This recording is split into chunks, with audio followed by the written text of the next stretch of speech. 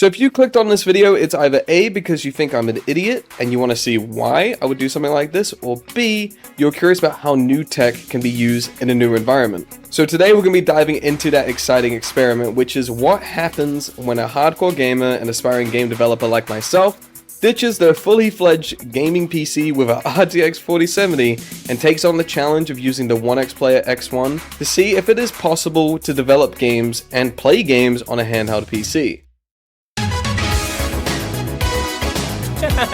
大丈夫でしょ。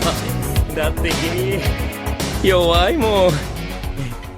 So this is the ONEXPLAYER X1 AMD Ryzen 7 8840U edition.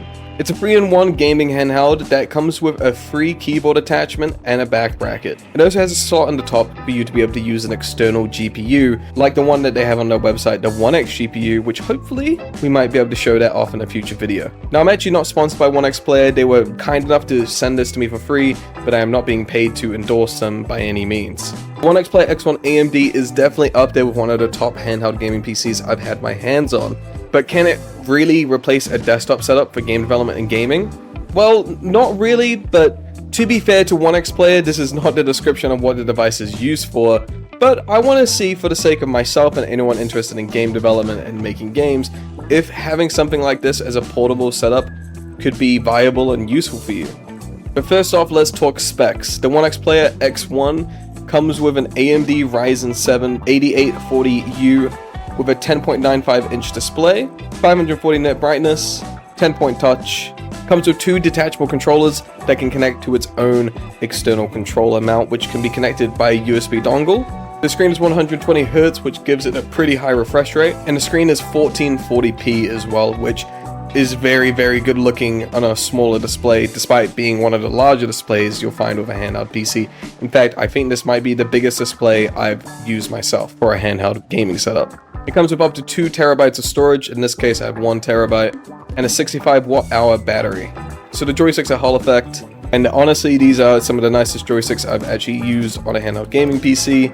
This is just my personal preference. I've used the Legion Go, which is also very good, and I've used the Steam Deck as well. And you obviously have the Oculink if you want to connect an external GPU. And you have 2 USB-C 4.0 ports, a USB-A 3.2, and a SD card slot. So to put the ONEXPLAYER to the test, I decided to use it exclusively for a week to develop a game. This game I'm going to be making is a Jujutsu Kaisen fan game, something that I hope to release a demo for soon. The first step was setting up my development environment. I first installed Unreal Engine 5, Visual Studio, and a few other essential tools like Blender. And the initial setup was smooth. I didn't have any issues with drivers or anything like that. But things started to get a little bit more interesting when I started working on this game. So Unreal Engine 5 loaded up without any issues, and I was pleasantly surprised by how well the ONEXPLAYER can handle it. For the sake of testing, I decided to not reduce any of the settings. I'm running at the max 30 watt TDP, and I'm running at 1440p on an external monitor while I was working on this, which is the same resolution as the screen that you'll be using on the device. Basic tasks like doing blueprints, importing assets, and level management was pretty seamless as it was on my desktop. However, as soon as the scene started getting a bit more complex and a bit more visually intensive, I did have to find out how to reduce the settings from high down to medium or low. Although for the most part with modern game engines, most of the time I do find medium and low settings tend to look pretty similar to high and ultra, and the difference between most of the settings are pretty minimal while also adding more performance. The ONEXPLAYER one is very powerful. It is not immune to the fact that thermals will get hot. This meant that extended development sessions caused the device to heat up, which did kick in the fans, which are pretty loud, but this is something I don't think will bother you. And in fact, I couldn't notice it until I took my headphones off and I was like, wow, must be pretty hot. And for the most part, I only found this to be the case of when I was running a really intensive AAA game like The First Descendant, or when I'm compiling a larger project file. Now let's talk about gaming. So I put it through its paces with some AAA titles and indie games. Games like Cyberpunk, The First Descendant, and Hades look fantastic on the large screen. The handheld form factor actually feels pretty comfortable despite it being a bit more on the heavy side, as it is quite a beast of a device. But if you're playing a more higher end AAA game, you will have to obviously understand that you do have to lower the graphical settings down, but I think that is mostly the case with any device like the ROG Ally or the Legion Go, that you're going to have to lower the settings down, have some cutbacks, but it all is made up for by the fact of how good the screen looks.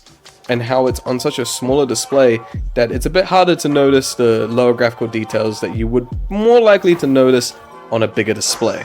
Playing indie games though, you can max that all the way up. You can max every setting out. For Hades, I was using a 15 watt TDP and had no issues playing the game at all on the highest settings possible.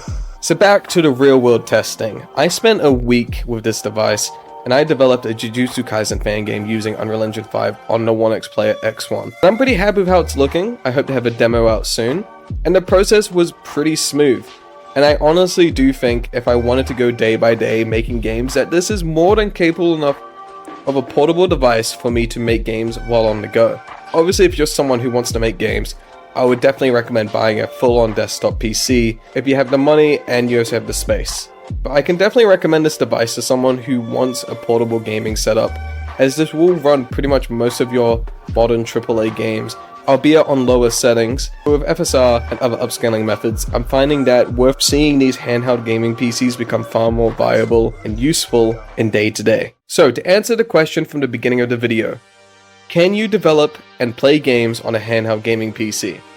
Absolutely, but it's not without its challenges. Game development is definitely a capable companion for light to moderate tasks, but for more demanding workloads, you might miss the raw power of a desktop. As for gaming, it offers a fantastic experience for indie and moderately demanding games, but AAA titles might require some compromises.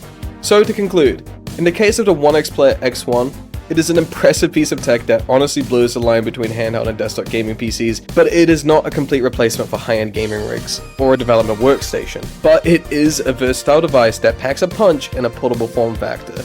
And especially if you're someone who doesn't want a small screen and wants something a bit bigger, it definitely is helpful, especially when you put the keyboard attachment at the bottom. It definitely becomes like a little portable gaming machine. So if you are looking for a portable gaming solution that can also handle some development tasks on the go, like using Unreal Engine or Unity, I definitely think the ONEXPLAYER X1 is worth considering. Thank you all for watching this video. Be sure to leave a like and a comment, and to subscribe if you haven't already, and to let me know in the comments about what you think about handheld gaming PCs and the ONEXPLAYER X1. Could it replace your gaming PC? Until then, happy gaming, and I'll see you guys in the next one.